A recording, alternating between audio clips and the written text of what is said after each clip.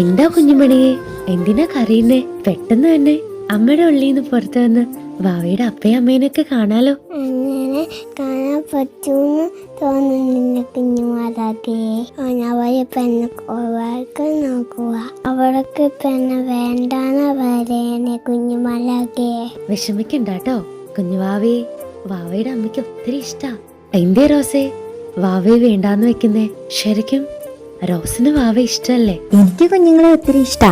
ഏത് കുട്ടികളെ കണ്ടാലും എനിക്ക് അവരെയൊക്കെ വലിയ കാര്യ. പിന്നെന്താ റോസിന്റെ ഉള്ളിൽ വളരുന്ന വാവയെ റോസ് തിരിച്ചറിയാത്തെ? അങ്ങനെയൊന്നുമല്ല, ഫിനാൻഷ്യലി സ്റ്റേബിൾ ആകാത്തത് കൊണ്ട് ഇപ്പോൾ ഒരു കുഞ്ഞ് വേണ്ട എന്ന് തോന്നി.